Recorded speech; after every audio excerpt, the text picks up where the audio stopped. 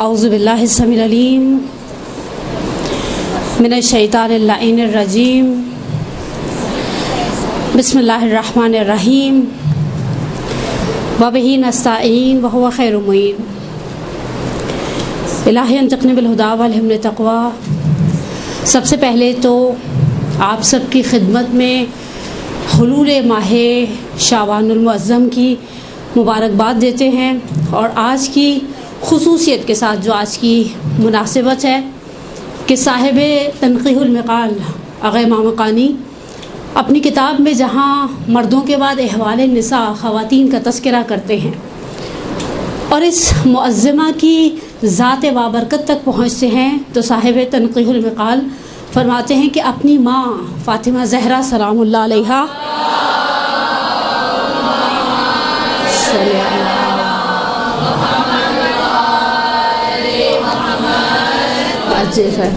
اپنی ماں فاطمہ زہرا کے بعد کائنات کی خواتین میں اگر کوئی بے مثال ہے تو وہ زینب کبریٰ ہے، اور حقیقت ہے زینب ہمارے ہاں اردو میں ہمیشہ کہا جاتا ہے زین اور اب باپ کی زینت کا ایک طرح سے سمری ہے، حالانکہ زینب عربی میں خوشبودار درخت کو بھی کہا جاتا ہے، اور بھی زینب کے بعض معنی ہمارے علماء نے بیان کیے ہیں، اور مجھے آج دیا ہی موضوع گیا ہے، مجھے بڑا اچھا لگا، بڑے عرصے کے بعد فقہی مسائل سے ہٹ کر بھی میرے لیے کچھ اور تھا، تو ہاں انشاءاللہ اللہ کرے دونوں کے لیے بلیسنگ ہی رہے اور ذکر ہی بابرکت ہے، حقیقت ہے۔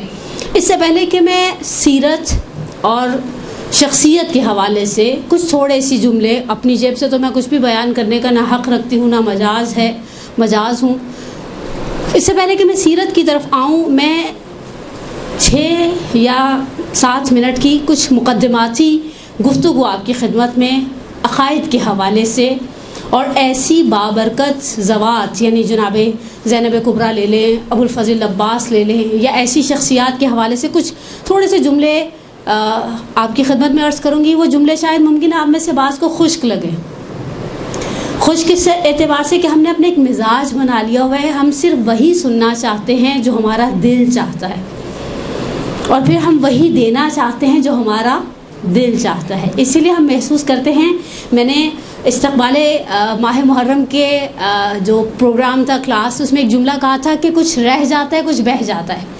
ہم یہ نہیں سوچتے کہ ہم دے کیا رہے ہیں اس وقت، اسپیشلی عقائد کے اعتبار سے مطمئن رہیں، دشمن آپ کی نماز پر اٹیک نہیں کرتا، اسے پرواہ نہیں ہے، وہی بات بقول رہبر کبیر امام خمینی کے ہاتھ کھول کے پڑھو یا ہاتھ بند کر کے، اسے کوئی پرواہ نہیں ہے۔ آپ کے روزے پہ بھی مسئلہ نہیں آتا، آپ کے حج کے اوپر بھی کوئی بحث کھڑی نہیں ہوتی، بحث عقیدے کے اوپر کھڑی ہوتی ہے۔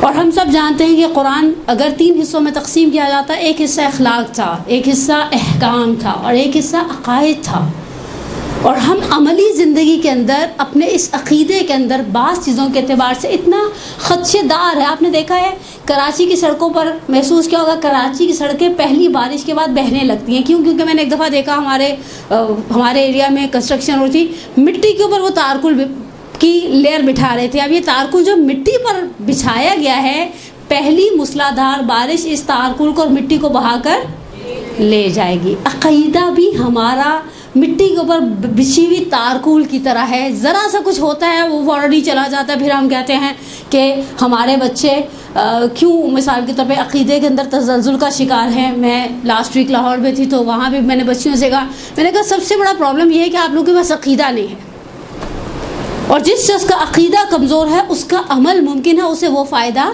نہ دے پائے۔ تو کامن سینس کی بات ہے، میں ہمیشہ بچوں کو ایک مثال دیتی ہوں، اور یہ مثال ہمارے ایک استاد بزرگوار اپنے ایک استاد سے نقل کیا کرتے تھے کہ اگر میں آج مر جاؤں اور فرض کریں میرے مرنے کے بعد میرے ورثاء کو ایسے رحم آ جائے اور سوچیں کہ چلو الحمدللہ اہل نماز تھیں، اہل روزہ تھیں، لیکن چلو ذرا سی رحم دکھاتے ہوئے سال کی 2 سال کی 3 سال کی احتیاطاً نمازیں پڑھوا دیں، یا فرض کریں میرے ورثاء کو پتہ چلے سرے سے میری نماز باطل تھی، میرے وضو میں کوئی شبہ تھا، میرا وضو باطل تھا، خدا میرے ورثاء کو توفیق دے، انہوں نے نمازیں پڑھوانا شروع کر دی، میرے اوپر برزخ میں عذاب ہلکے ہو جائیں گے۔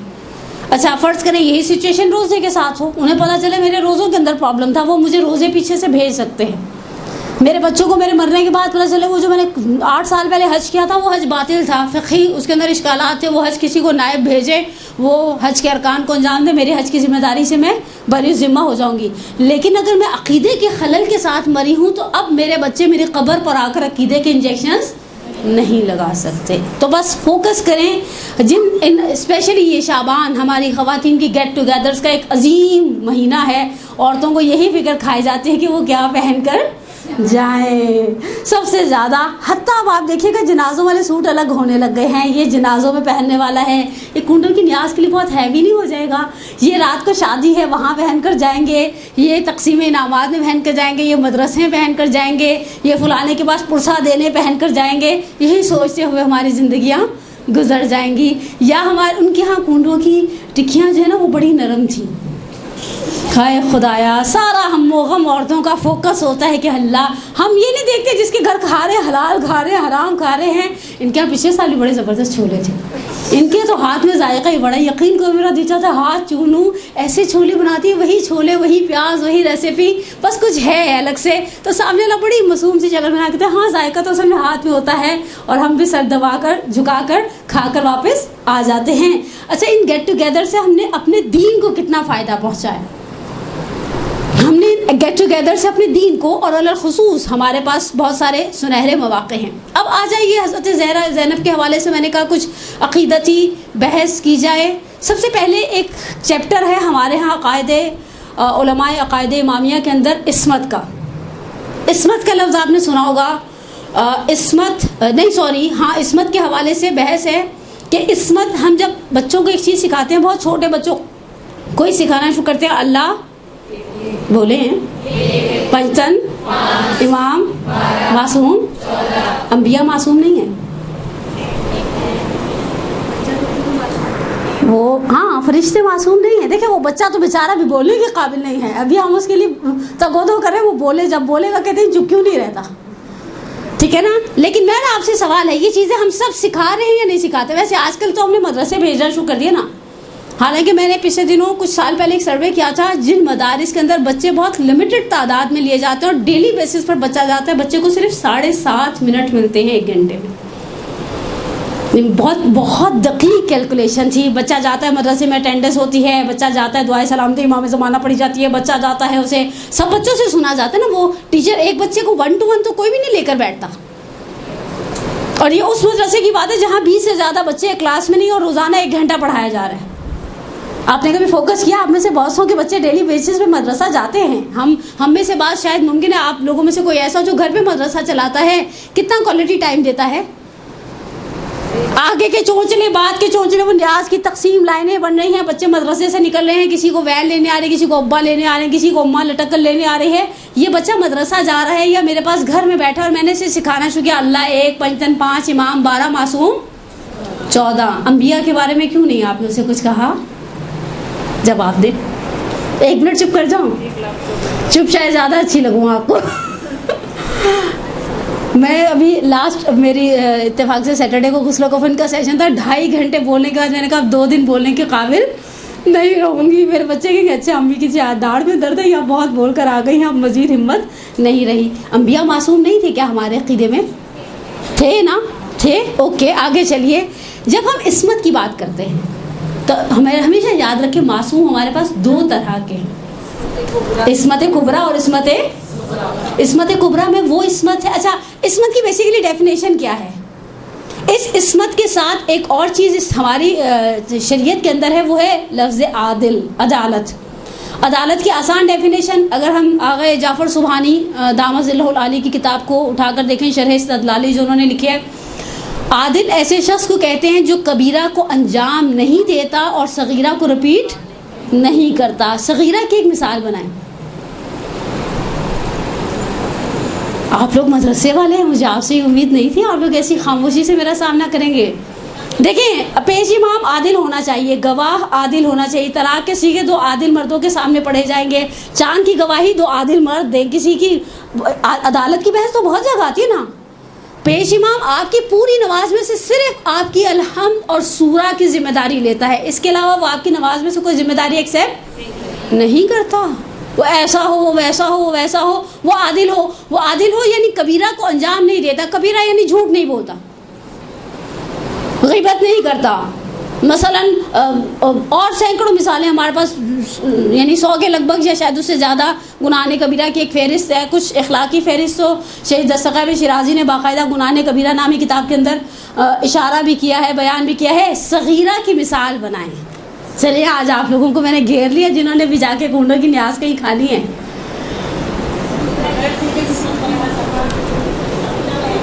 صغیرہ کی آسان مثال کسی کے سلام کا جواب نہ دینا. صغیرہ کی دوسری آسان مثال واجب نماز کو بغیر عذر کے توڑ دینا. یعنی ٹھیک ہے، اب ہم آگے اس سے زیادہ بحث نہیں کریں گے. صغیرہ کو ریپیٹ نہیں کرتا، کبیرہ کو انجام نہیں دیتا، لیکن یہ معصوم نہیں ہے، اس کے اندر سہو و نسیان کا عمل دخل ہے. اور سینکڑوں مثالیں ہمارے پاس علماء کے احوال کے اندر پڑی ہوئی ہیں. فتویٰ دینے کے اندر کوتاہی کر دی، فلاں جگہ پر کوتاہی کر دی، وہاں امام زمانہ مدد کے لیے آئے، وہاں کسی اور کو بھیجا مدد کرنے کے لیے. اب یہ عادل کی بحث کو چھوڑ دے، معصوم کے اوپر آئے. معصوم وہ ہے جس کے اندر سہو و نسیان کا بھی عمل دخل نہیں ہے. جب ہم کہتے ہیں نا معصوم 14 ہیں، عصمت کبریٰ ہے، یہ وہ عصمت کبریٰ ہے جو ان کے عہدے کا تقاضا ہے. پیغمبر کی نبوت کا تقاضا یہ کہ وہ معصوم ہوں.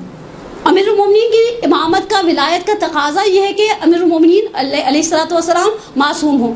جناب زہرا سلام اللہ علیہا، اور اس کے بعد پھر ہمارے پاس مزید جو 11 ائمہ اطہار کی فہرست ہے. کیا عصمت ان پر منحصر ہے؟ نہیں. میں آپ کی خدمت میں 4 چھوٹی چھوٹی سی مثالیں دیتی ہوں.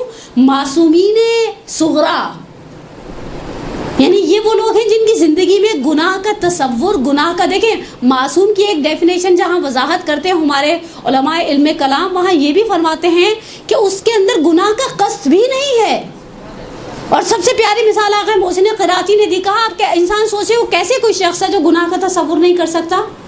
تو آقا قراتی نے مکتب رسول میں، ان کی کتاب اردو میں موجود ہے، اس میں ایک مثال انہوں نے کہا بعض کاموں کے معاملے میں ہم بھی معصوم ہیں. ہم نے کبھی سوچا کہ ہم اس بلڈنگ کی چھت پر، یہ تو ویسے 3-4 منزلیں ہیں ہماری بلڈنگ کی چھت پر، میں نے کبھی نہیں سوچا میں بلڈنگ کی چھت پر چڑھ جاؤں اور چھلانگ لگا دوں. اس عمل کی نسبت میں معصوم ہوں. ایک، ہم نے کبھی سوچا گھر میں گوشت آتا ہے، سب کیا آتا ہے، کسی کے یہاں چکن، کسی کے یہاں مٹن، کسی کے یہاں بیف، کچا گوشت کھائیں. کبھی سوچا؟ گھن آئی نا، سوچ کے گھن آتی ہے. ہم تو کچا دودھ نہیں پیتے، کچا گوشت، کچا پکا کھا لیتے باربیکیو کے نام پر، لیکن خالص کچا گوشت کھانے کے روادار نہیں ہیں. اچھا فقہی اعتبار سے حرام ہے یا حرام نہیں ہے یہ بھی ہمیں نہیں پتا. آپ کو پتہ ہے کہ فقہی اعتبار سے کچا گوشت کھانا جائز ہے یا جائز نہیں ہے؟ آئیڈیا نہیں ہے نا. آپ کہہ بھی نہیں سکتے کہ حرام ہے یا حلال. خوب اس عمل کی نسبت ہم نے بھی کبھی نہیں سوچا لمحے کہ ہم کچا گوشت گھر میں آیا اس میں سے تھیلی میں سے بوٹی نکالیں، دھوئیں اور کھا لیں. نا، کبھی سوچا بھی نہیں. ہمیں سوچ کر گھن آتی ہے. جو اولیاء خدا ہے انہیں غیبت کرنے سے گھن آتی ہے. جیسے میں نے آپ کے سامنے ایک مثال دی ہے کہ میں کچھ چیزوں کے بارے میں سوچ بھی نہیں سکتی، اسے اس چیز کا باطن معلوم ہے. میں اور آپ ذبیحہ کا، حلال گوشت، جانور کا کچا گوشت کھانے کے بارے میں سوچ نہیں سکتے. مرغی کی بوٹی اٹھائیں اور کھا لیں، اور بکرے کی بوٹی اٹھائیں اور کھا لیں. وہ جو ولی خدا ہے وہ جانتا ہے غیبت کرنا ایسے ہی ہے جیسے اپنے مردہ بھائی کا گوشت کھائے. یہ قرآن کہتے نا، کیا یعنی جو غیبت کرنا ہی ایسی ہے، یاکل لحم اخیہ میتا فکرہتموہ. خود قرآن میرے اور آپ کے مزاج کو جانتے ہوئے کہتے ہیں ہم جانتے تم اس کام سے گھن کھاتے ہو. تو پس معصوم ان 14 معصومین کے جو صاحبان عصمت کبریٰ ہیں. میں 4 مثالیں آپ کی خدمت میں عرض کروں اور جناب زینب کی طرف چلی جاؤں. سب سے پہلا نام جو لیا جائے گا وہ خود بابرکت، نام بابرکت ہے جناب زینب کبریٰ سلام اللہ. اللہم صلی وعجل فرج. یعنی ہم سوچ بھی نہیں سکتے جناب زینب کبریٰ سلام اللہ علیہ کی زندگی میں کہیں خدا نخواستہ نقل کفر نہیں ہوتی، کسی گناہ کا شائبہ ہو. ہمارے پاس بہرحال دلیل نقلی موجود ہے، معصومین کے وہ جملے جو انہوں نے جناب زینب کے حوالے سے کہے. دوسرا نام، اچھا دوسرے نام کے پیچھے آگے عبد الحسین امینی صاحب الغدیر. اس وقت تو وہ اپنے مکتبے میں، بازار ہویش میں، نجف اشرف میں، حرم کے پڑوس میں، ہم کہتے ہیں مولا کی گود میں گویا دفن ہیں، وہاں پر دفن ہے. لیکن انتقال ان کا مشہد میں ہوا تھا.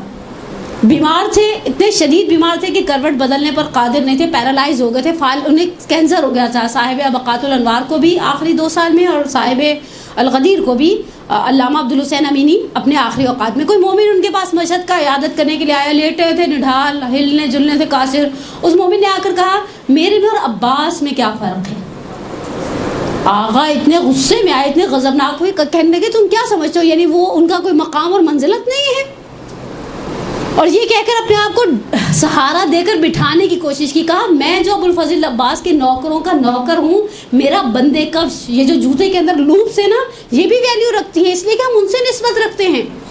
یعنی دوسری ذات بابرکت جس کے بارے میں آپ گناہ، سہو و نسیان، خطا، ان سب کے بارے میں سوچ نہیں سکتے، وہ ذات بابرکت ابوالفضل عباس علیہ الصلوۃ اللہم صلی علی وعجل فرجہم. پھر تیسرا نام شاہ عبدالعظیم حسنی. آپ سوچئے معصوم ان کی زیارت کے ثواب کو سید الشہداء کی زیارت کے ثواب کے برابر قرار دے رہے. اور چوتھا اور آخری مثالی نام، ورنہ میرے پاس 12-13 نام تھے، چوتھا اور آخری نام جناب فاطمہ معصومہ، ہمشیرہ امام رضا. بہرحال امام رضا کی کوئی ایک آدھ بہن نہیں تھی، کثیر العیال ترین معصوم ہیں امام کاظم. لیکن جو مقام بزرگوار اس شہزادی کا ہے، اس بیوی کا ہے، وہ مقام امام کاظم کی کسی اور بیٹی کے نصیب میں یا کسی اور بیٹی کے پاس نہیں ہے. یہ وہ صاحبان عصمت صغریٰ ہیں کہ جن کے اندر، اچھا وہ جو عصمت کبریٰ ہے، اس عصمت کے بھی درجات کے اندر فرق ہے.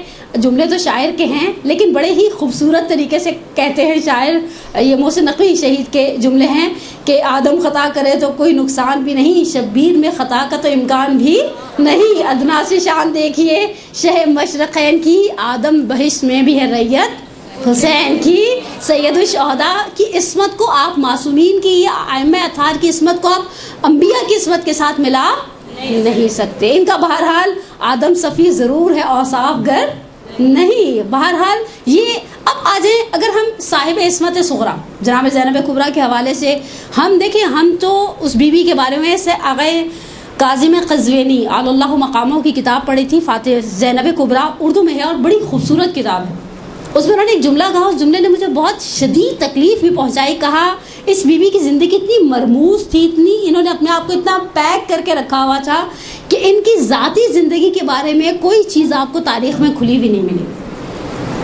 تقریباً آلموسٹ 60 سال سے کم عمر کے عرصے میں دنیا سے چلی گئی. میں اب ان روایات کے اختلاف کی طرف نہیں جانا چاہتی کہ واقعہ کربلا کے بعد کتنے سال زندہ رہی. تقریباً 56 سال کا سن واقعہ کربلا کے اندر تھا شہزادی کا.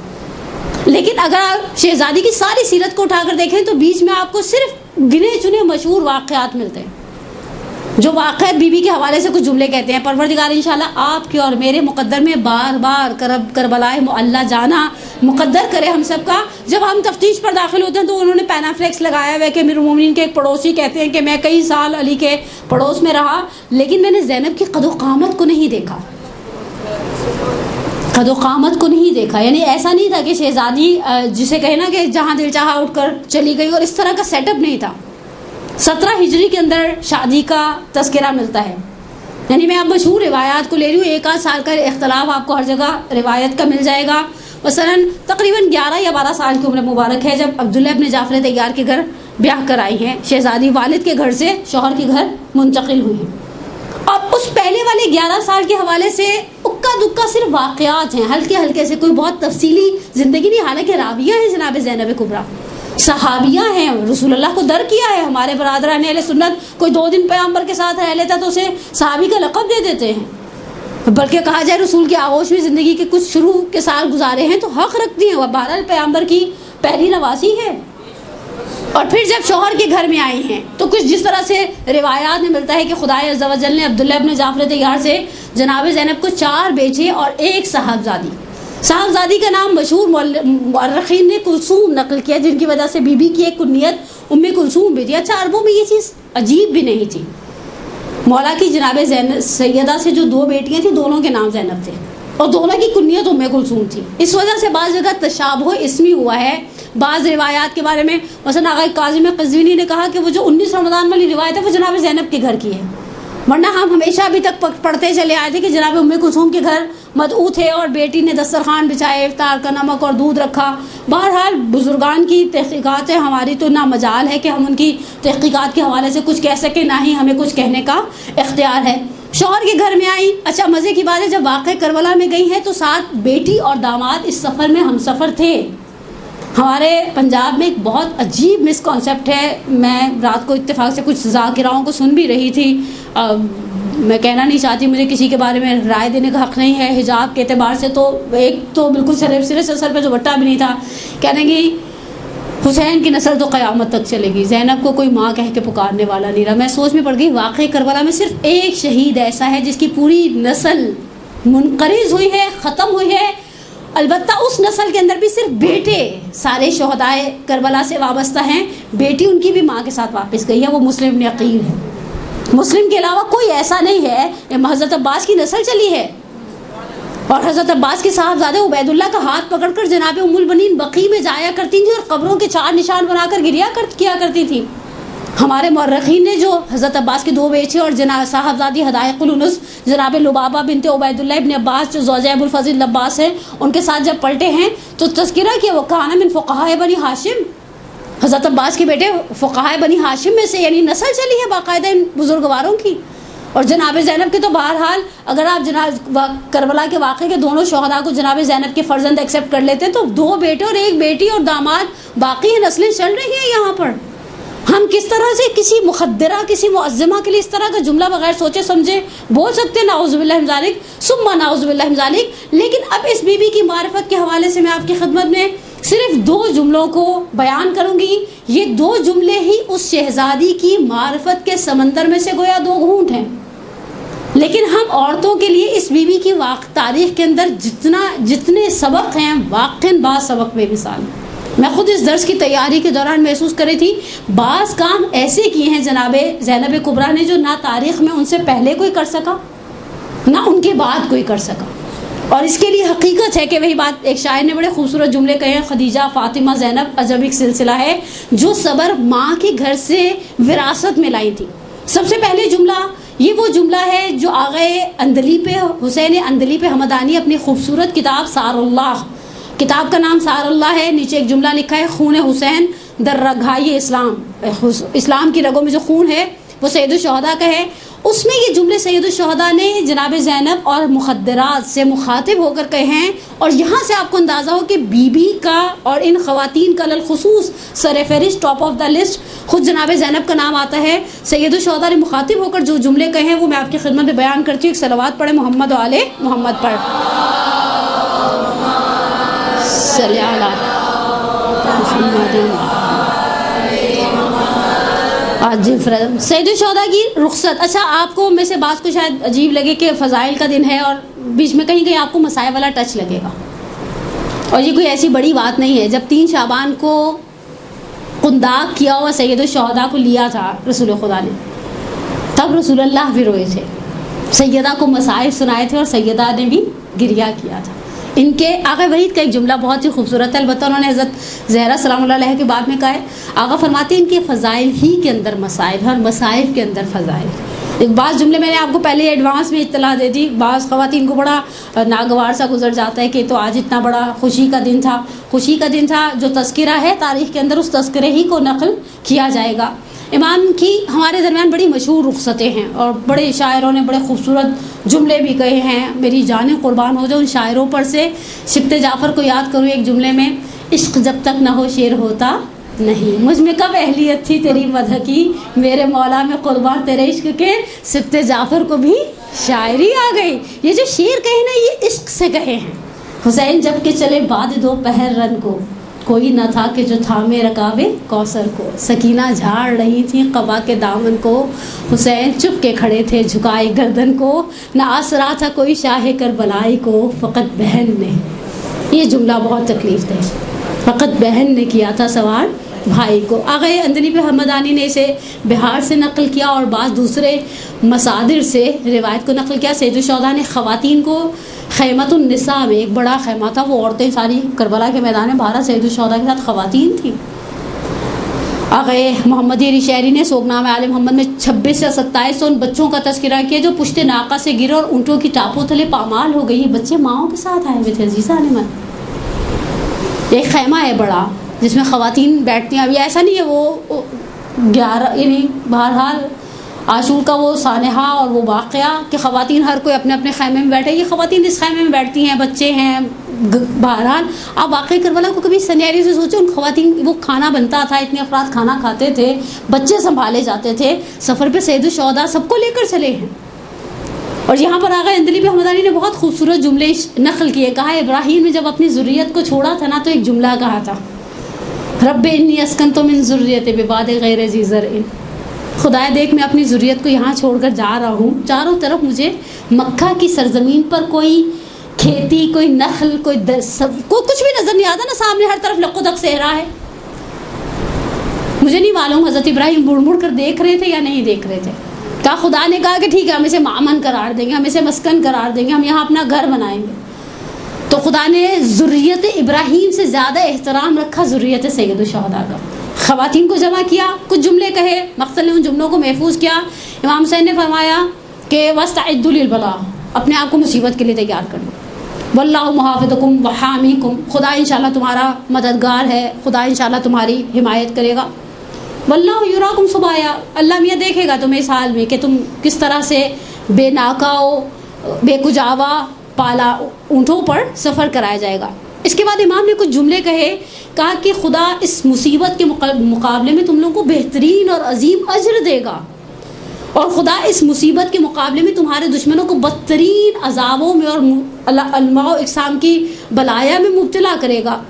دیکھو تم کوئی ایسا کام نہیں, کوئی ایسی بات نہیں منہ سے نکالنا جو تمہاری قدر و قیمت کو کم کر دے. اچھا یہ جملہ آپ اپنے ذہن میں رکھیے گا, یہ جو آخری جملہ ہے نا اس میں سب سے بڑا, یعنی میری سینیریو کے مطابق, میری نگاہ کے مطابق سب سے بڑا سبق جناب زینب کی زندگی کا اس ایک جملے کے اندر چھپا ہے. کوئی منہ سے ایسی بات نہیں نکالو گے جو تمہاری قدر و قیمت کو کم کر دے. اب میں تاریخ اسلام کی 2 اور مثالیں دوں اور اسی جملے پر واپس آ کر اس بات کو یہاں تک سمیٹ کر امام صادق کے جملے کی طرف چلی جاؤں. آپ کے ذہن میں واقع کربلا ہے 61 ہجری 10 محرم جو خاندان پیامبر پر گزر گئی. سید عبداللہ فاطمی نیا نکتہاز گفتہا نامی کتاب میں ایک جملہ نقل کرتے ہیں. کہتے ہیں میں ایک سنی عالم سے کانفرنس میں ملا, 350 صفحے کی کتاب لکھی تھی حسین کی عظمت اور سید الشہداء کی مظلومیت پر. میں نے ان سے کہا اگر آپ اس کی سمری بنانا چاہیں تو بنا سکتے ہیں. کہا ایک جملے میں. سید فاطمی نیا کہتے ہیں میں حیران ہو گیا, ایک 350 صفحے کی کتاب کو کوئی ایک جملے میں کیسے سمری بنا سکتا ہے. میں نے اس سنی عالم دین سے کہا سمری بنائیے. کہا حسین کے ساتھ وہ کیا اخشعرت بہ الجلود, جس کو سننے کے بعد رونگٹے کھڑے ہو جاتے. اور مجھے نہیں معلوم حسین کی بہن نے یہ سب کیسے دیکھا. پہلا سینیریو جو آپ کی خدمت میں نقل کر رہی ہوں, 3 یا 4 ہجری 15 شوال المکرم, میدان احد. تاریخ میں ایک جملہ ہے, رسول اللہ پہنچے میدان احد میں, رسول اللہ کی آنکھوں سے آنسو جاری تھے, محاسن سے گر رہے تھے, داڑھی سے آنسو گر رہے تھے. رسول کو پتہ چلا ان کا شیر دل جری چچا میدان احد میں زمین پر لاش گری ہوئی ہے. ہم سب جانتے ہیں ہندا نے لعنت بھیجے نا زیارت عاشورہ میں, آکلت الاقباد اللعین ابن اللعین لا لسان کا و لسان نبی. ہندا نے جگر نکالنے کی کوشش کی تھی, حمزہ کی لاش کا مصلاح کر دیا گیا تھا, لاش کی بہت بے حرمتی ہو گئی تھی.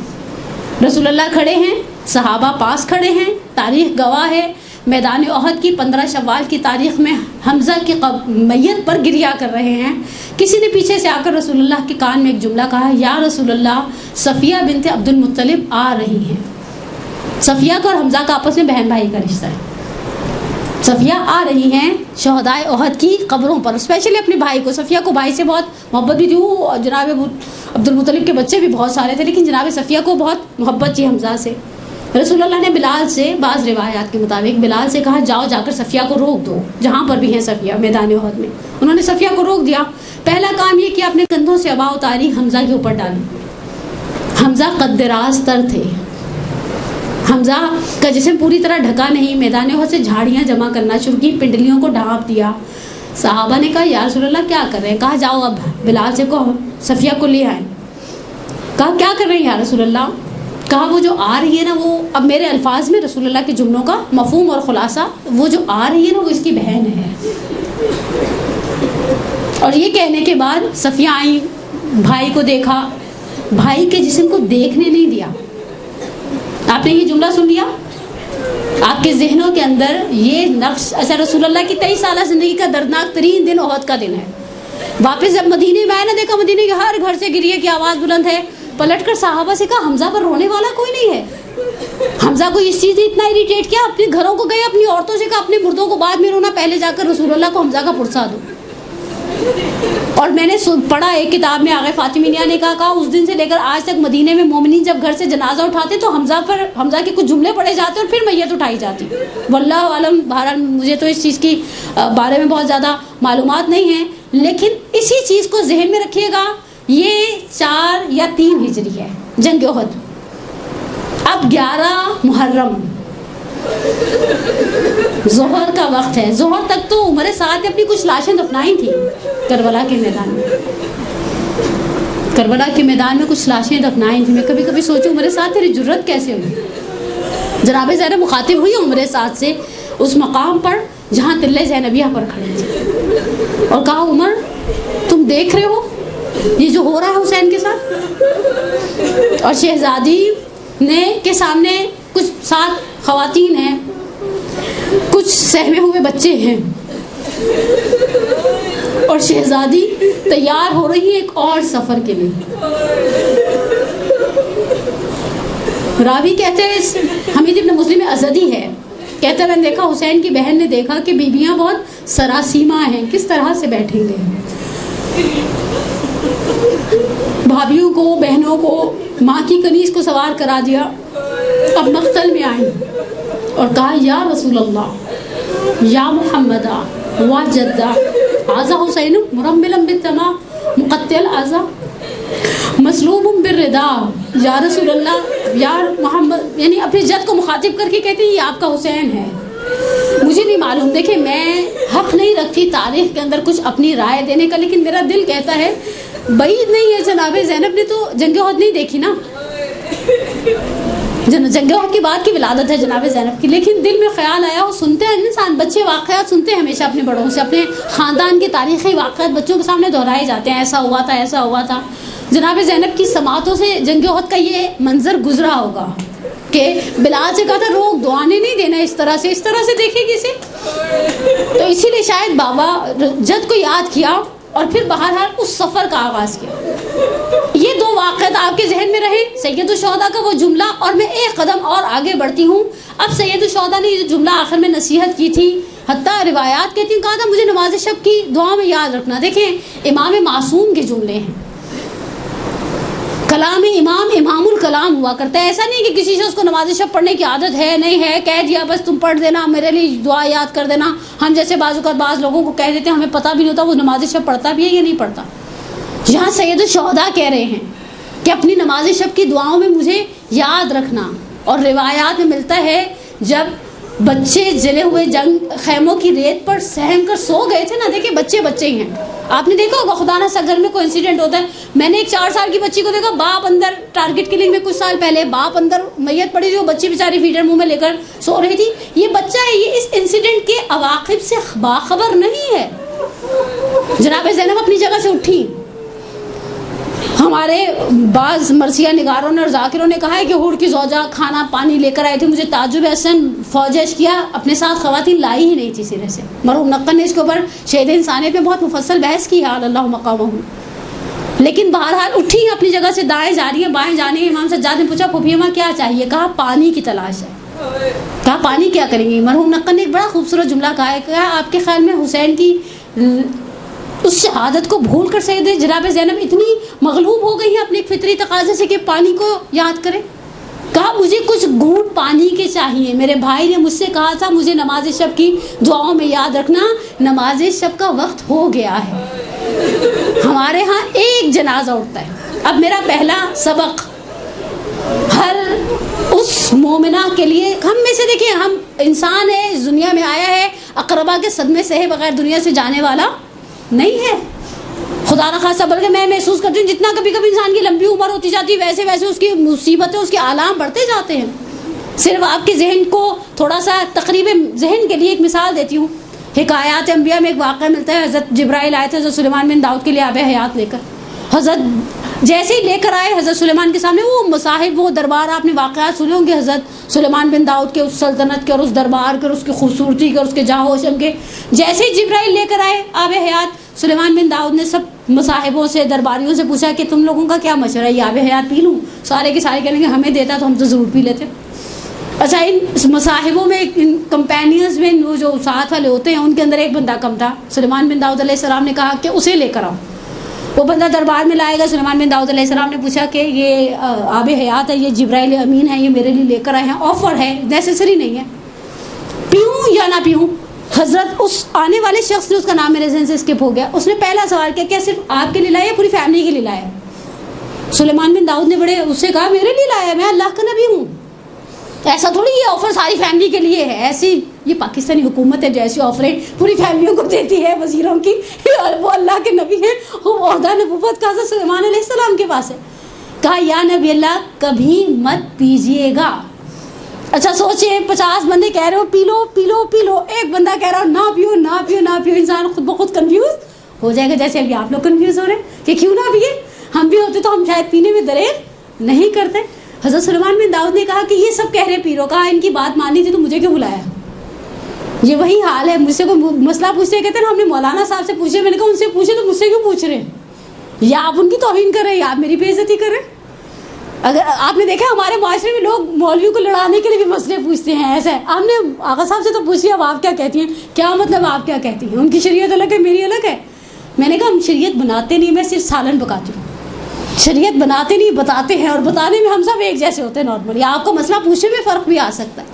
اب سلیمان بن داؤد نے کہا یہ سب کہہ رہے نہ پیو، آپ تم اکیلے کہہ رہے ہو پی لو. کہا یا نبی اللہ آپ اسے پی لیں گے.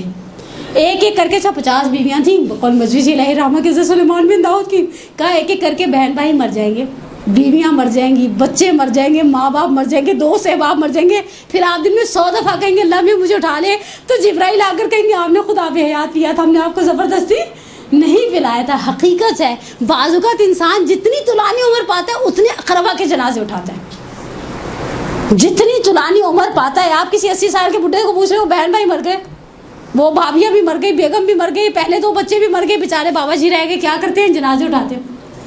زندگی میں مزہ بولیں، ناراضگی میری اور آپ کی نہیں نا. زندگی کی کچھ چیزوں میں مزہ ہے. اچھا اب انسان جب صدمے سے آتا ہے، میرا پہلا درس اس گفتگو سے، ہمارے ہاں اب میں جو جملہ کہنے کی نا آپ کو بڑا تلخ سا لگے گا، آپ مینجمنٹ کو ایک پرچی پر لکھ کے جگہ زہرا کی دوبارہ درس نہیں لگوائیے گا، لیکن حقیقت ہے میں نے جنازوں پر دین کا جنازہ اٹھتے ہوئے دیکھا ہے. پہلی چیز جو خواتین کے لیے مینیج کرنا ایک درد سر بن جاتی ہے وہ ان کا پردہ ہے. خدا نخواستہ دیکھیں ہم سب رشتوں میں گندے ہوئے، ہم عورتیں ہیں، میں آپ کی بات فیلنگس کو اتنی اچھے طریقے سے سمجھ سکوں گی اس لیے کہ میرا اور آپ کا ایک جسے کہ نا ہماری جینڈر سیم ہے. میں نے اپنی گناہ گار آنکھوں سے دیکھا وہ جنازہ اٹھانے والے. اچھا ہمارے جنازہ اٹھانے ہمیشہ مرد حضرات آتے ہیں. جنازہ آج تک آپ نے کبھی کسی اور خواتین کو اٹھاتے ہوئے دیکھا؟ جنازہ عورت کا ہو مرد کا ہو، بچے 2 سال کی بچی کا بھی جنازہ اٹھانے آتے ہیں نا، مرد آتے ہیں اندر. اچھا جب مرد آتے ہیں تو خواتین ایسے گری چلی جا رہی تھیں، بعض اوقات انہیں ہوش نہیں ہوتا، نامحرم کو ہاتھ لگ رہا ہوتا ہے. یس اور نو، بال کھل گئے ہوتے ہیں. یس اور نو. پچھلے دنوں میں نے کسی سے سنا ان کو تو بیٹیوں کو دکھ ہی نہیں تھا، نہ کسی نے اپنے آپ کو مارا پیٹا، نہ بین کیے اور نہ ہی بال کھولے. میں نے کہا اچھا جنازے کو کیا اس چیز سے سجایا جاتا ہے؟ جنازہ ہے یا نعوذ باللہ شادی کی گاڑی؟ ہم خواتین حضرت زینب پر کتنا سنتی ہیں، لیکن پہلی چیز جو ہمارے ہاں جنازوں پر خراب ہوتی ہے وہ دین کا جنازہ ہوتا ہے جو اٹھ جاتا ہے. اس جنازے کے ساتھ بعض اوقات چچا زاد بھائیوں سے خواتین لپٹ کر، نعوذ باللہ میں نے اپنی گناہ گار آنکھوں سے دیکھا نہیں تھا، مثال بنانے کی مجاز نہیں تھی. وہ ساتھ لگا کر تسلی دے رہے ہیں نہیں رو نہیں رو نہیں رو، اور جو انہیں ملتا وہ ہمارے اندر صبر کا نام اس موقع پر باقی نہیں رہتا. دوسری مثال، اب جناب زینب کا واقعہ تو آپ کو مجھ سے بہتر معلوم ہوگا انشاءاللہ. دوسری چیز نماز. اکثر گھر والے کو نماز کا کوئی اتنا خاص ہوش، البتہ میں نے اسی کراچی کے اندر کسی کے جنازے پر دیکھا، ہم وڈو کے ساتھ افسوس کرنے کے لیے کھڑے تھے اور وہ اللہ اکبر کہہ کے نماز پڑھ رہی تھی. ایسے لوگ ہمارے درمیان موجود ہیں، وہ معصوم نہیں ہیں، وہ ہماری طرح خطاؤں سے سہو و نسیان سے بھرے ہوئے انسان ہیں، لیکن وہ خدا سے صبر مانگتے ہیں اور خدا انہیں صبر دیتا ہے. ہم نے صبر مانگا بھی تو نہیں، ایسے مصیبت کے موقع پر کہتے خدائے انا للہ و انا الیہ راجعون. پردہ خواتین کا باقی نہیں رہتا. نماز کی بہت سارے لوگوں کو نعوذ باللہ کہنا چاہیے ہوش نہیں رہتی کہ نماز پڑھنی ہے, بس یہ چاہتے ہیں مجھے کچھ ٹرنکولائزر دے کر سلا دیا جائے. رونے دو, روئے گا. جب ابراہیم کا انتقال ہوا تھا پیغمبر کی آنکھوں میں آنسو تھے. آغا جعفر سبحانی فرازہائیہ زندگانی پیغمبر اسلام میں ایک مثال بناتے ہیں, کہتے ہیں کسی نے جا کر بڑی طنز والے لہجے سے, سارے تو چاہنے والے نہیں تھے نا, خالص نہیں تھے, کہا کہ یا رسول اللہ ہمیں کہتے ہیں صبر کرو صبر کرو صبر کرو, اور خود آپ کی آنکھوں میں آنسو ہیں. اللہ کے رسول کے جملوں کا مفہوم ہے دل کو آگ لگتی ہے, آنکھ سے آنسو بہتا ہے. لیکن ہم خاندان پیغمبر زبان سے کوئی ایسا جملہ نہیں نکالتے جو خدا کی مرضی کے خلاف ہو. تیسرا درس یہی ہے. پہلا جملہ خدا نخواستہ دیکھیں اولاد کا وہ میر انیس کے مرثیے واقعی حق ہے. اے مومنو اولاد کا مرنا بھی غضب ہے, اولاد کا مرنا بھی غضب ہے. ہم بعض اوقات جنازوں پر اگر کسی مومنہ کے جوان سال بچے کا یا بچی کا انتقال ہو جائے تو ہم کہتے ہیں اس کی آئی مجھے کیوں نہیں آئی. سید الشہداء نے جناب زینب سے کیا کہا تھا, واستعدوا للبلاء واللہ محافظکم ومحامیکم. آخری جملہ امام حسین کا کیا تھا, منہ سے کوئی ایسی بات نہیں نکالو گی جو تمہاری قدر و قیمت کو کم کر دے. یہ قضاء و قدر ہے, یہ قضاء و قدر ہے. اس کے سامنے کوئی ڈٹ سکتا ہے؟ ہم اگر خدا نہ سے ایک قریبی عزیز چلا گیا ہے ہم اب اس کو واپس لا سکتے ہیں؟ ہم میں سے کوئی بھی واپس لانے کی صلاحیت نہیں رکھتا. یہ خدا کی سنت نہیں ہے. لیکن ہمارے ہاں کفر آمیز جملے بولے جاتے ہیں. سید الشہداء نے جناب زینب سے کہا کوئی ایسا جملہ نہیں بولنا جو قدر و قیمت کو کم کر دے. رسول خدا نے کہا کہ ہم گریا کرتے ہیں, دل کو آگ لگتی ہے, آنکھ سے آنسو بہتا ہے. زبان سے ہم خاندان پیغمبر کوئی ایسا جملہ نہیں نکالتے جو خدا کی قدر و قیمت خدا کی مرضی کے خلاف ہو. ہمارے ہاں مصیبت میں سب سے پہلے ہماری زبان کنٹرول سے باہر ہوتی ہے. اس کی آئی مجھے آ جاتی, لوگوں کے بچوں کو کچھ نہیں ہوتا, ہمارے گھر میں ساری مصیبتیں آتی ہیں. حتیٰ میں نے کسی کے انتقال پر ان کی زوجہ سے کسی کو یہ کہتے ہیں ہم بڑا صلہ رحم کرتے تھے, اور آپ لوگ کہتے ہیں مولوی حضرات صلہ رحم سے عمر لمبی ہوتی ہے, یہ تو جوانی میں ہی مر گئے. اور اگر کسی گھر میں دادا زندہ ہے, الزائمر کا شکار ہے, بڑھاپے کی بیماری میں مبتلا ہے, اور گھر سے کوئی جوان میت اٹھ جائے تو پھر ہم کہتے ہیں اللہ میاں اس کی بجائے اس کے پاس کیوں نہیں بجائے. نہیں, اللہ میاں کو اوپینین دے رہے ہیں ہم خدا سے کہیں گے خدا تو نے کس کے لیے ملک الموت کو بھیجا اور کس کے لیے ملک الموت کو نہیں بھیجنا. اس کو اپنا کام بہت اچھی طرح سے کرنا آتا ہے. پہلی چیز جو جناب زینب کی زندگی کا سب سے اہم ترین سبق ہے. اب آگے اگلا اسٹیپ دیکھیے. اس مثال کو دیکھ کر میں امام صادق کے جملے کی طرف چلی جاؤں. جب دربار عبید اللہ ابن زیاد میں پہنچی, ہمارے پاس دو معروف خطبے ہیں جناب زینب کے حوالے سے مقاتل کے اندر, ایک کوفہ کے اندر ایک شام کے اندر. اچھا, شام کے کوفے کی ٹون ہی الگ ہے. عبید اللہ ابن زیاد کے سامنے جو کوفے کے اندر خطبہ دیا اس میں کلام مسجع ہے. ڈاکٹر جعفر شہیدی حیات فاطمہ زہرا میں باقاعدہ بحث کرتے ہیں. کلام مسجع مکی صورتوں میں قرآن کی آخری جو صورت ہے نا 30ویں پارے کے آپ کو کلام مسجع ملے گا. شعر کا انداز غالب ہے. مثال کے طور پر سورہ کوثر کو اٹھا لیں, سب سے چھوٹا سورہ بسم اللہ الرحمن الرحیم انا اعطیناک فصلی لربک انا شانئک هو.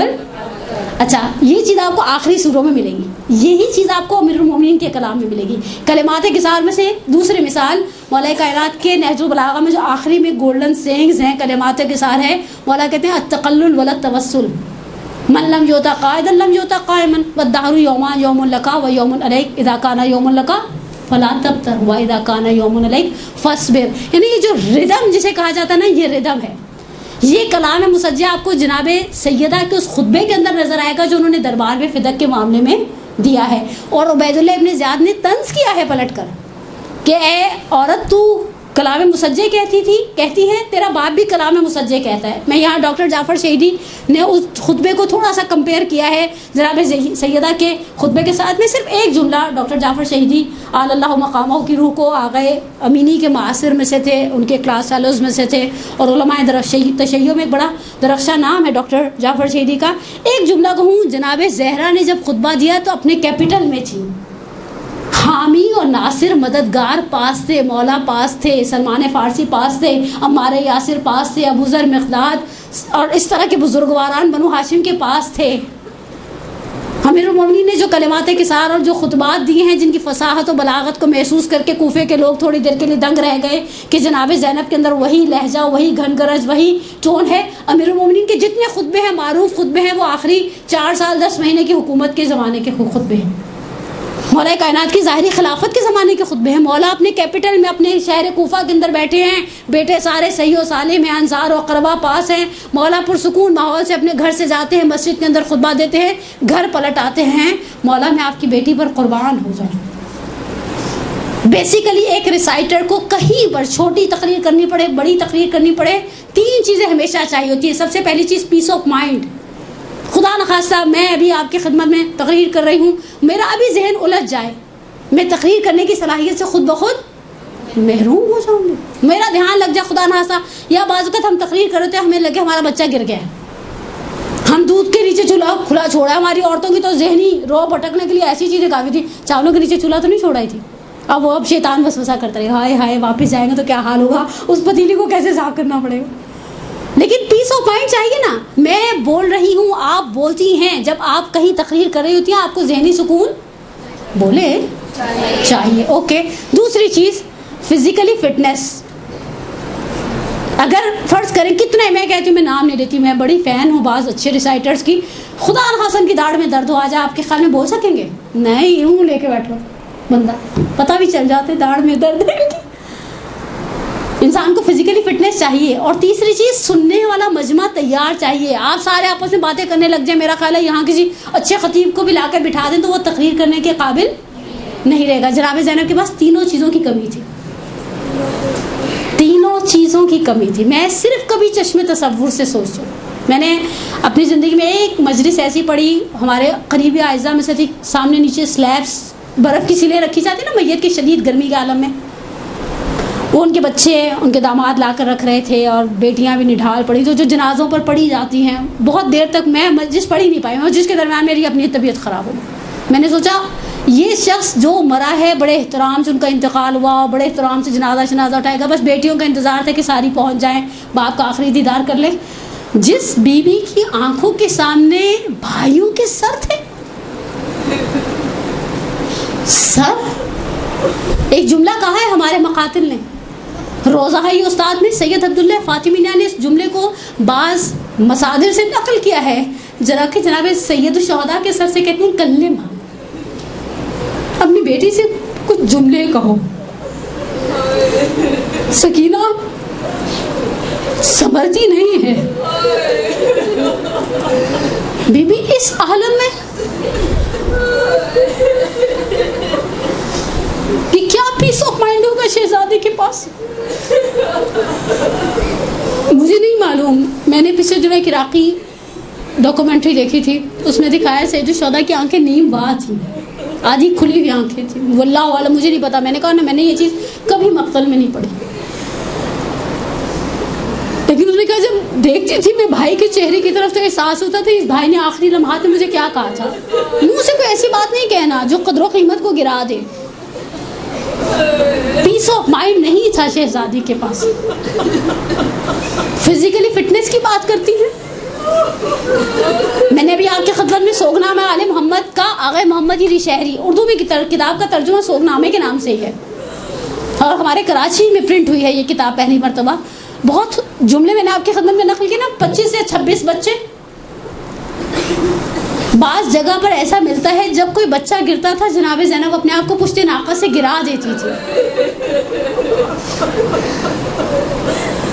اور جناب زینب کے رکنے سے قافلہ رک جاتا تھا، اور شہزادی لوگوں سے کہتی تھی تم میں کوئی صاحب اولاد ہے اس بچے کو دفنا دینا۔ مجھے نہیں معلوم، مجھے کہیں نہیں ملا تاریخ میں واقع کربلا کے بعد پہلی مرتبہ کھانا کب کھایا۔ میں نے کہا نا ہمارا ایک عزیز جاتا ہے، کوئی منہ میں نوالے بھی بہت اصرار سے ڈالتے تو دل نہیں چاہتا کھانا کھانے کو۔ دل کو جب انسان کی آگ لگی تو اسے کھانا پینا یہ سب چیزیں اچھی کھانے لگتی ہیں عزیزان من، اور سامنے تماشائی ہیں، سامنے تماشائی ہیں، ستم ظریفوں کی ہے یہ نگری، یہاں پہ دادے وفا نہ مانگے، میرے جگر پہ چلے ہیں خنجر، بہن کو روکو ردا نہ مانگے. تمہاری بہن جب کہتی ہے الحجاب الحجاب الحجاب، میرا دل کرتا ہے بقول شاعروں کے امام سجاد امام حسین سے کہا، اور اس کے اندر جو جملہ زبان سے نکالا ہے وہ جملہ میں کہتے ہیں دنیا کی ساری فصاحتیں بلاغتیں ہر چیز قربان ہو جائے صرف اس ایک جملے پر.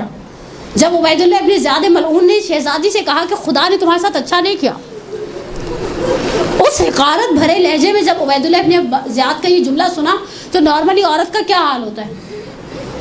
ہمیں تسلی دینے والے تسلی دے رہے ہوتے ہیں اور ہمارے دل کو قرار نہیں آ رہا تھا. یہاں ایک شخص شماتت اعداء سے طنز کے ساتھ تماشائیوں کے ہجوم میں ایک مخدرہ سے کہتا ہے خدا نے تمہارے ساتھ اچھا نہیں کیا، پلٹ کر کہتی ہے وما رأیت الا جمیلا، میں نے خدا سے سوائے حسن کے کچھ دیکھا کہاں ہے. یہ وہ کمال ہے، یہ وہ مقام ہے. سید الشہداء کی بات کا کس طرح سے پاس رکھا، لیکن اس پاس رکھنے کے لیے کیسا صبر چاہیے تھا. میرے آخری ایک اور جملہ چھٹے امام صادق آل محمد امام جعفر و صادق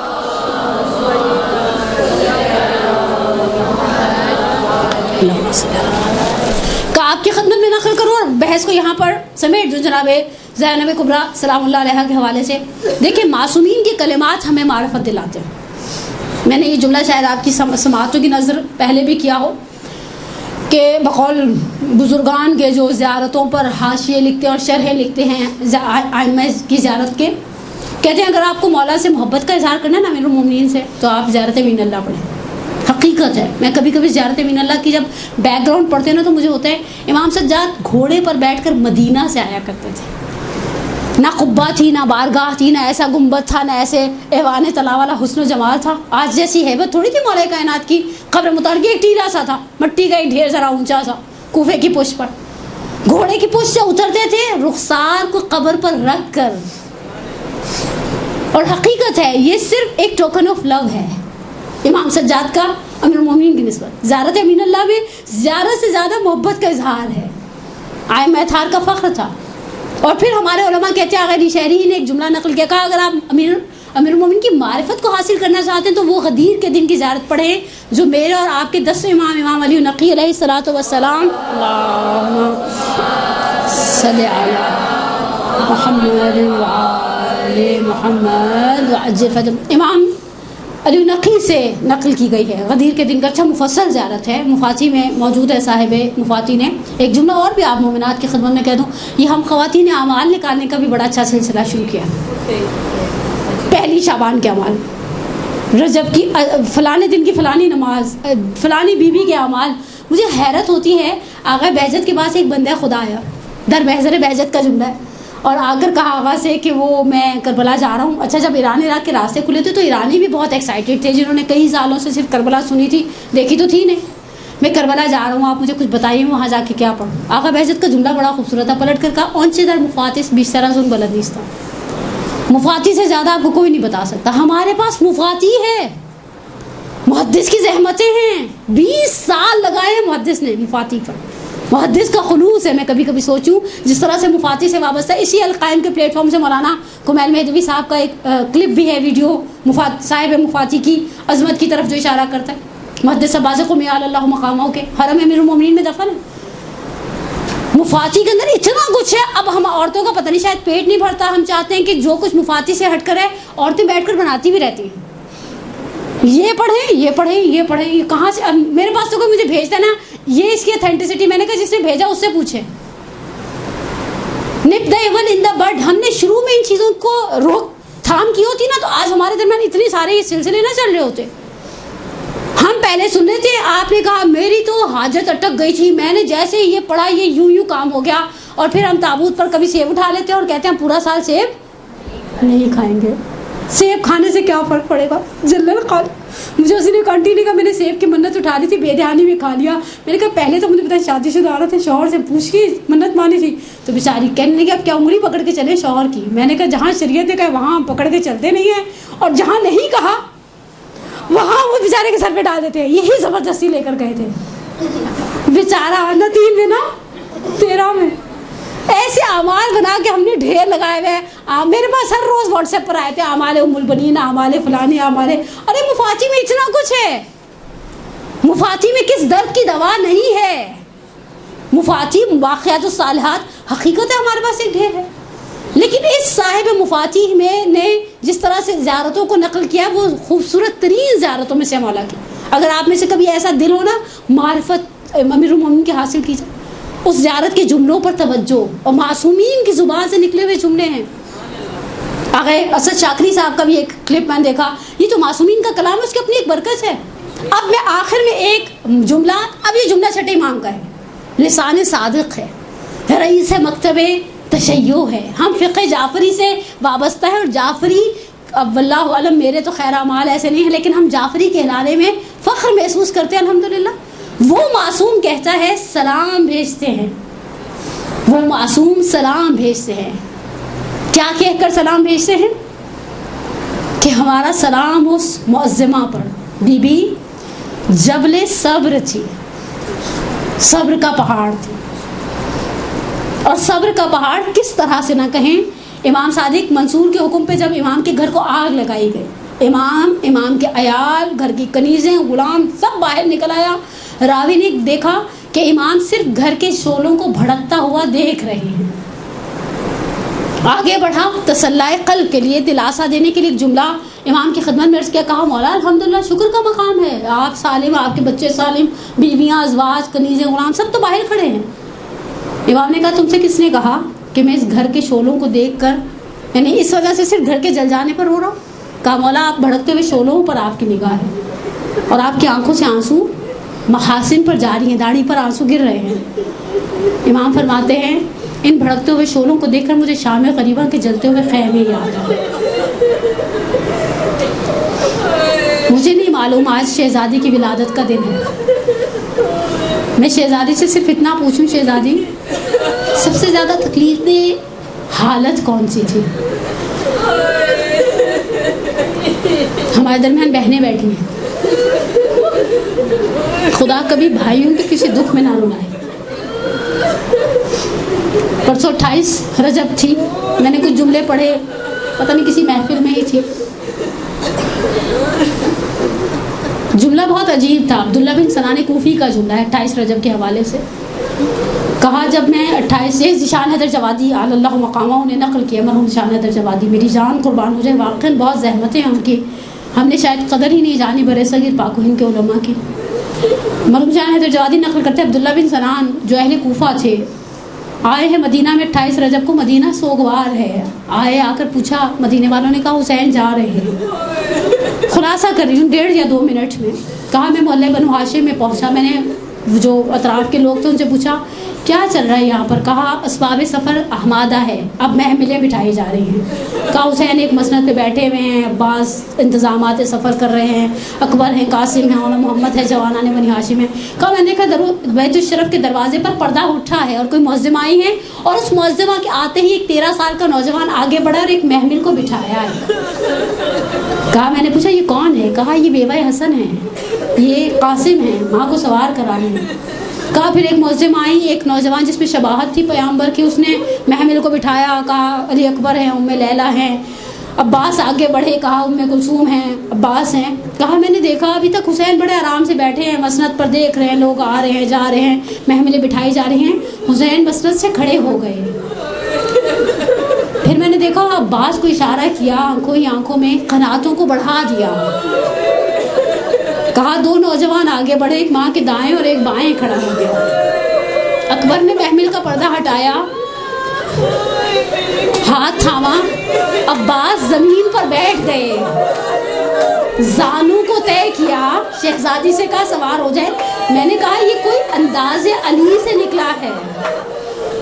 مجھے کسی نے کہا وہی عقیلتنا، وہی عابدہ آل علی، وہی زینب بنت علی. اے عبداللہ بن سنان تم جانتے نہیں یہ اب جو نکلی ہے نا یہ عقیلہ بنی ہاشم ہیں، یہ عابدہ آل علی ہیں، یہ زینب بنت علی ہیں. دیکھا کس شان سے رخصت ہوئی ہے. آپ نے عبداللہ بن سنان کوفی کا جملہ سنا، میں نے کتاب کو سمیٹ دیا صرف آخر کے جملے. 11 محرم کو حمید ابن مسلم ازدی کا بھی جملہ سنتی جائیے.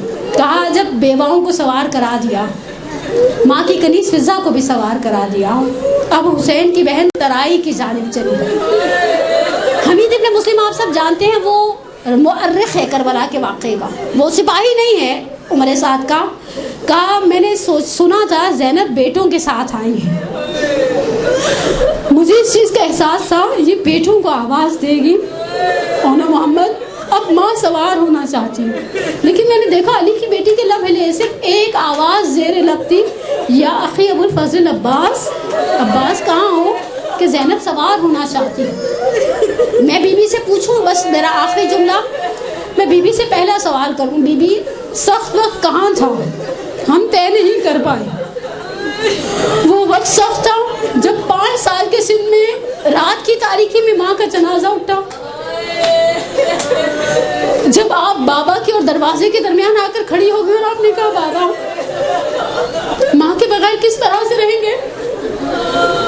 ہماری ایک استاد ایک جملہ پڑھا کرتی تھی، میں نے آج تک تاریخ میں یہ جملہ نہیں پڑھا، لیکن اور مجھے یہ بھی نہیں معلوم کہ ہماری وہ استاد زندہ ہیں یا خدا اگر دنیا سے جا چکے ہیں تو خدا ان کی کبیرہ صغیرہ گناہوں کو انشاءاللہ معاف کرے۔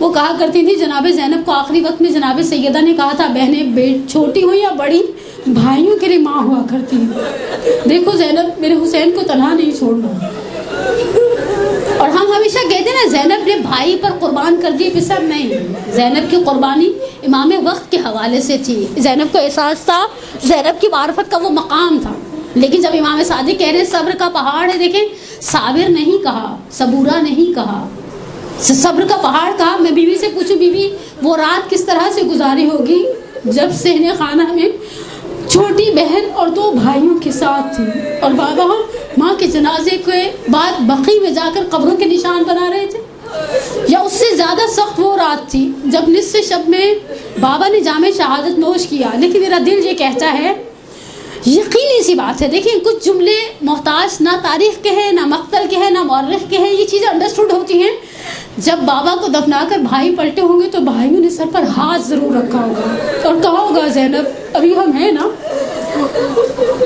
یہ شاید اس سے زیادہ مصیبت اس وقت آئی ہو جب صحن میں پڑے ہوئے جنازے میں سے تابوت میں سے تیر نکالنے کی بات آئی، لیکن بیوی ایک بات ہم سب جانتے ہیں، یہ وہی جملہ ہے جو امام حسن کی زبان سے نکلا شب 28 صفر، جب امام حسین نے آپ کو دیکھ کر گریہ کرنا شروع کیا اور کہا بھیا آپ کے بعد زندگی کیسے گزرے گی؟ کہا لا یوم کا یوم کا یا ابا عبداللہ، حسین تمہارے دن جیسا کوئی دن نہیں ہے۔ شاید مجھے نہیں معلوم، ہمارے بعض بڑے منابر نے، مرحوم شاہ حیدر جوادی نے پڑھا اور بعض بزرگواروں نے پڑھا کہ شام غریبہ کی تاریکی میں بابا آئے تھے اور کہا تھا تم تھوڑی دیر کے لیے آرام کرو، میں پہرے پر ہوں۔ مجھے نہیں معلوم، میں نے آج تک اس روایت کی سند نہیں دیکھی، لیکن مجھے نہیں معلوم وہ رات شب 11 محرم کیسے گزاری تھی۔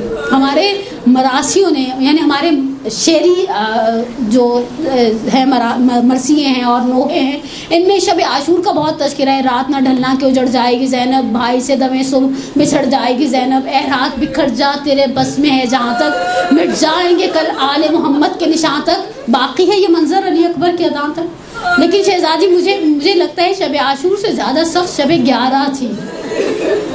ایک طرف اقربا کے لاشیں تھے، ایک طرف سہمے ہوئے یتیم بچے تھے، ایک طرف سید سجاد اور شب امامت کی حفاظت آپ کے حوالے تھی، اور پھر ایک طرف ان بیویوں کے ساتھ آگے کا سفر تھا۔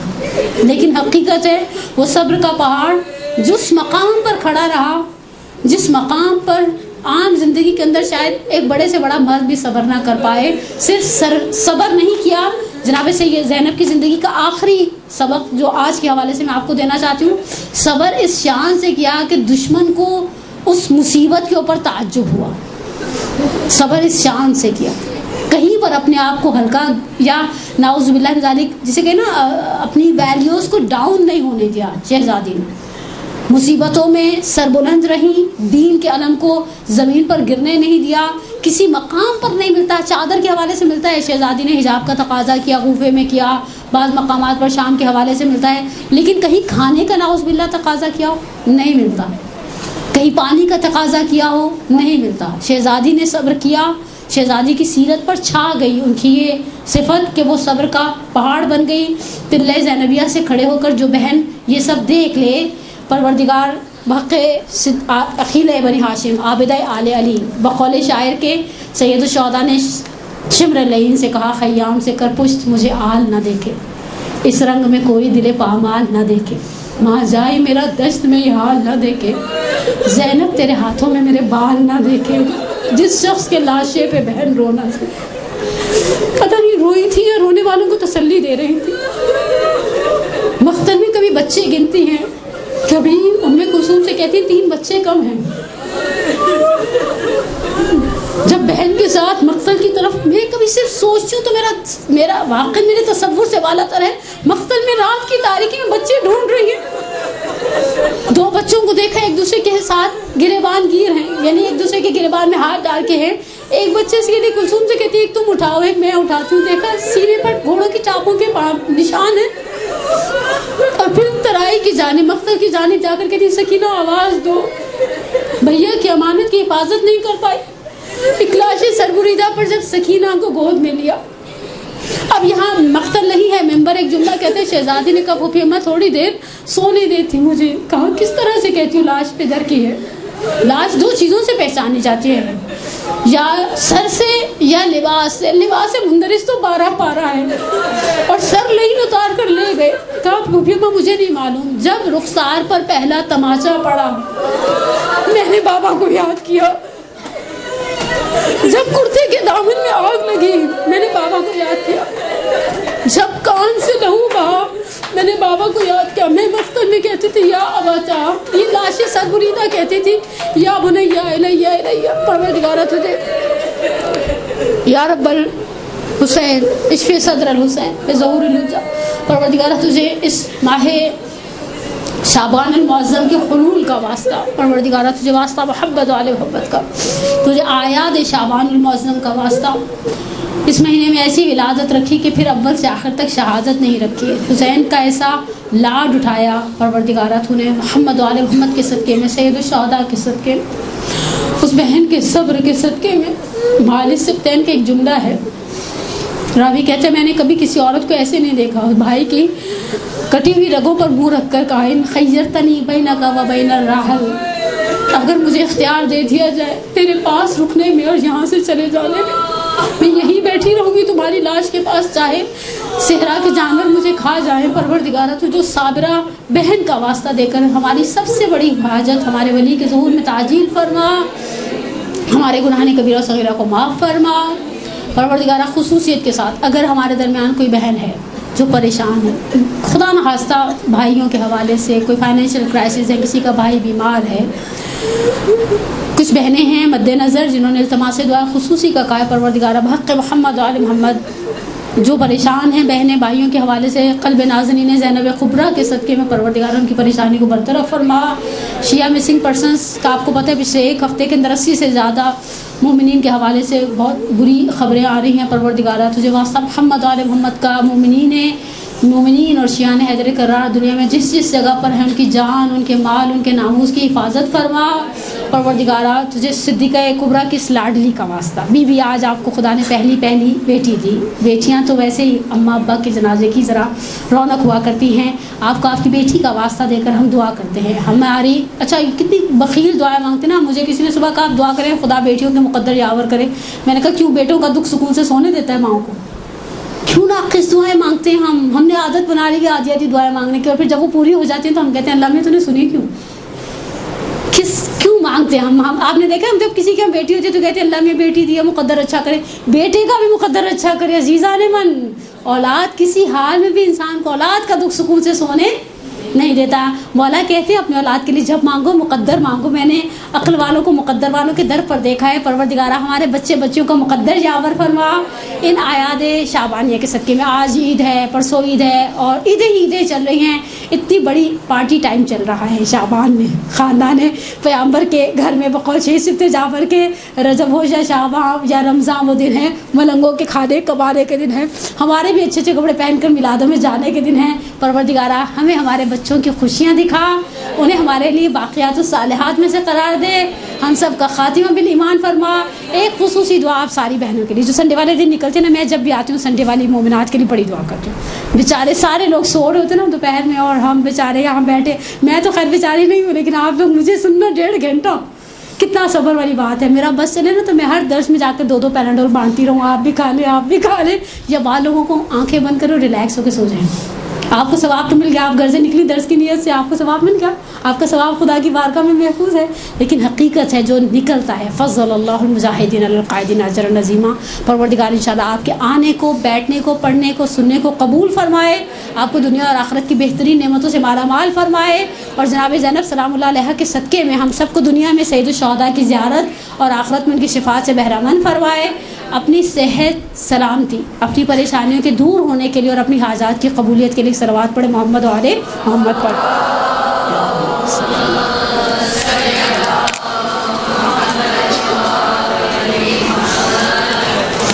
برحمتك يا أرحم الراحمين وصلى الله على محمد وآله الطاهرين.